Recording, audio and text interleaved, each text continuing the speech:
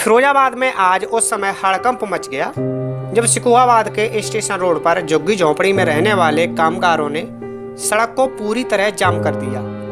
उनका कहना था कि वह राजस्थान के धनारी थाना क्षेत्र के रहने वाले हैं और इस क्षेत्र में आलू के काम से आए हुए थे।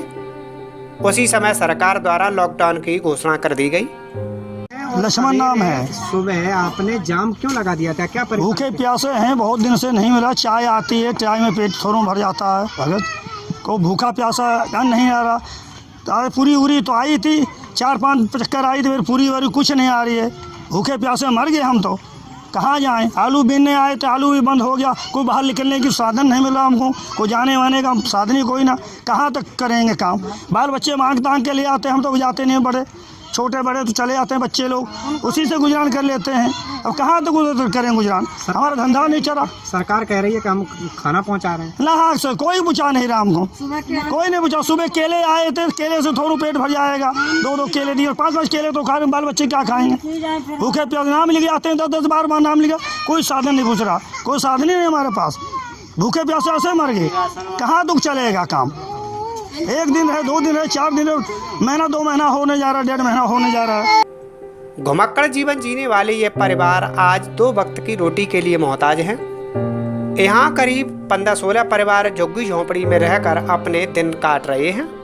उनका कहना है कि यहाँ सरकार द्वारा पर्याप्त सुविधाएं नहीं दी जा रही हैं।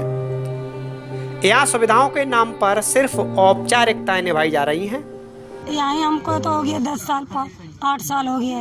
हम तो यहीं पर रहते हैं। दिक्कत क्या? दिक्कत ऐसे कि पहले ही रहते यहीं पे, फिर हमको तो यहीं से आ गया रहने लगा। खाना पीना नहीं मिल रहा और बच्चे जाते हैं कुबारी बारी भी आते हैं, वो भी बिक नहीं रहा।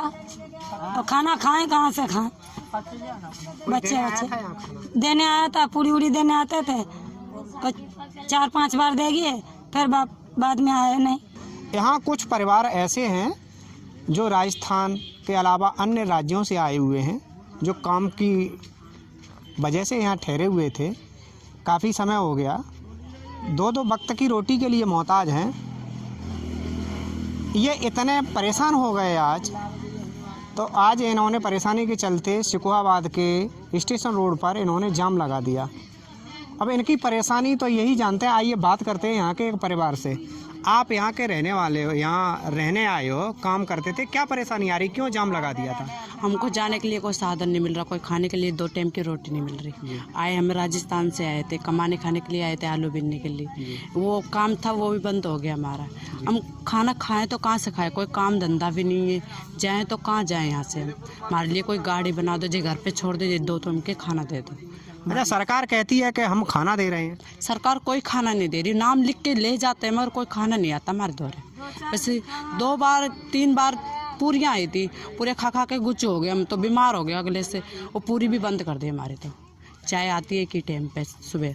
आप यहाँ आए हो, कितना समय हो गया आपको यहाँ आए हो? क्या परेशानी है? 1.5 महीना हो गया हमको। आलू बीनने आए थे हम, वो भी बंद हो गए। भरतपुर से आए हैं हम, राजस्थान से। कैसे गुजार रहे हो? अब ऐसे कि जैसे कि हमको चाय भी सुबह खाली आता, भैया देने थोड़ी चाय दे जाता, आधा कप दे जाता चाय, उसी में हम गुजारा करते हैं। 10 बार 5 बार खाना आया, उसके बाद में बंद हो गया। फिर हम जाके वहाँ पे रास्ते पे जाम किया, जब आज खाना चालू ये आए हैं देने के लिए, इसके बाद में आए नहीं। अब परेशानी हो रही, कोई बीमार पड़ा है बच्चा, कोई ऐसे दवाई भी लेने के लिए हमारे पास पैसे नहीं। साबुन कितने परिवार ऐसे हैं हमारे? जैसे कि 2, 3, 4, 10 घर हैं, 12 घर हैं यहाँ पे। 12 झुग्गी हैं हमारे यहाँ पे, 12 झुग्गी हैं, ये सब 12 झुग्गी हैं यहाँ पे। साबुन तक भी नहीं है हमारे पास, कपड़ा धो के हम पहन सकें। हम 5 रुपये कबारा बिन जाए, वो कबारा भी कहाँ बेचने जाए, वो भी नहीं बिक रहा, तो हम साबुन ला के हम धो लें कि हम नहा सकें। हमको तेल नहीं मिलता, साबुन नहीं मिलती तेल लगाने के लिए भी। इतनी परेशानी हो रही है हमारे घर के अंदर। यहाँ राजस्थान से फंसे हुए लगभग 10-15 परिवार हैं जो अपनी गुजर बसर कर रहे हैं। सिर्फ जीने के लिए खाना चाहिए, वो भी इन्हें नसीब नहीं है। न्यूज़ एन इंडिया के लिए गगन बिहारी, फिरोजाबाद।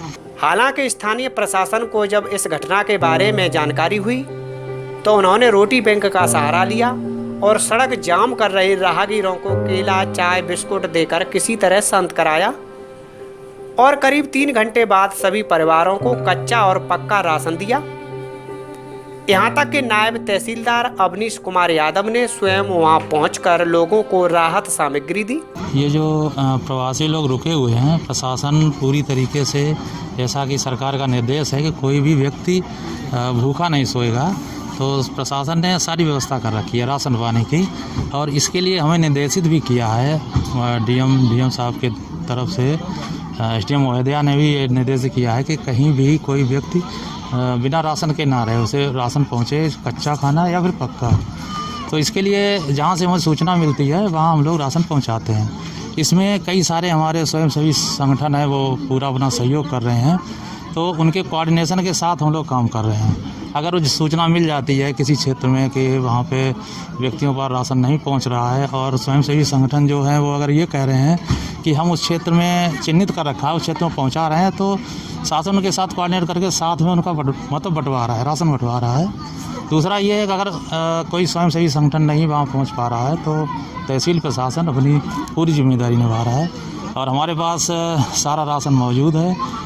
और जहाँ पे कहीं कोई दिक्कत होती है तो हम लोग खुद लेके जाते हैं। इसीलिए निर्देशों के अनुरूप हम लोग साथ में जो भी NGOs हैं, जो भी स्वयंसेवी संगठन हैं, उनके साथ में मतलब राशन बंटवाते हैं। कहीं से कोई दिक्कत ना आए, इसलिए हम लोग साथ में कोऑर्डिनेट करते हैं, उनके साथ मौजूद रहते हैं। और जो कहीं ऐसा ना हो, कहीं ओवरलैपिंग हो जाए या कहीं कुछ लोग एक से अधिक बार ले जाएं और कहीं कोई वंचित रह जाए, ऐसा कहीं ना हो। इस पूरे मामले को लेकर उप जिलाधिकारी एकता सिंह से बात की गई तो उन्होंने जानकारी देते हुए कहा, आज छैकुर रोड पे हम लोगों को सूचना मिली थी कि कुछ लोगों को खाने की कुछ समस्या आ रही है। पता करवाया तो संज्ञान में आया कि उन लोगों को जो पका हुआ खाना है वो ऑलरेडी भिजवाया जा रहा है, पर उन्होंने जो कच्चा राशन है वो चाह रहे थे, और सूचना में आते ही तत्काल उन्हें कच्चे राशन की व्यवस्था सभी के लिए करा दी गई है। कम से कम 600-700 केले यहाँ पे बांटे, और हमने इनको बिस्किट्स वगैरह दिए, और हमने इनको आश्वासन दिया था कि हम दोपहर को इनके लिए खाना लेके आएंगे, सूखा खाना राशन लेके आएंगे। तो अब हम आए यहाँ पे इन लोगों को खाना देने के लिए। आपका क्षेत्र है ये? नहीं, हमारा क्षेत्र नहीं है, ये ठाकुर जी की रसोई का क्षेत्र है। लेकिन हमें जब इन्फॉर्मेशन मिली, स्पेशली पुलिस ने फ़ोन किया कि यहाँ पे साहब ज़रूरत है आपकी, हम इसीलिए यहाँ पे आए। अच्छा, कुछ नगर में अफवाहें हैं या सत्यता है ये तो पता नहीं है, लेकिन कुछ कहना ये है कि रोटी बैंक रोज़ाना कम्युनिटी किचन को 200 पैकेट खाना देती है। कम्युनिटी किचन को तो खाना नहीं देते हैं, हम तो पुलिस वालों को हम सप्लाई दे रहे हैं। जितने पुलिस वाले इटा चौराहे पे, मैनपुरी चौराहे पे खड़े होते हैं, उन सबको हम सप्लाई देते हैं। सुबह पत्रकार महोदय का मेरे पास फ़ोन आया था कि कुछ लोग जाम लगा रहे हैं, यहाँ भूखे हैं। तो अभी 3-4 दिन पहले डॉक्टर राम प्रकाश गुप्ता जी के माध्यम से हम बांट के गए थे राशन। तो हमने उनसे कहा ठाकुर जी की रसोई का क्षेत्र है, हमने उनसे मना कर दी। फिर एक पुलिस की गाड़ी हमारे घर पर आई और हमारे बारे में पूछा, हमारी छोटे भाई ने बातचीत कराई, तो बोले 100-150 लोग भूखे हैं काफ़ी। तो हमने उनसे भी कहा ठाकुर जी की रसोई का क्षेत्र है, तो बोले नैया कुछ कराओ। तो वो पुलिस की गाड़ी हमारे साथ आई थी, हम 600-700 केले और 400-500 बिस्कुट के पैकेट इन लोगों के लिए लेके आए थे। और इन लोगों से हमने कहा भी कि तुम्हें ठाकुर जी की रसोई रोज़ देती है, क्योंकि बहुत अच्छा काम कर रही है ठाकुर जी की रसोई, इसमें कोई दो राय नहीं है। तो ये लोग बोले नहीं मिल रहा है, तो हम लोगों ने केले बिस्कुट दे दिए थे, आश्वासन दे के गए थे कि हम दोपहर में सामान देंगे।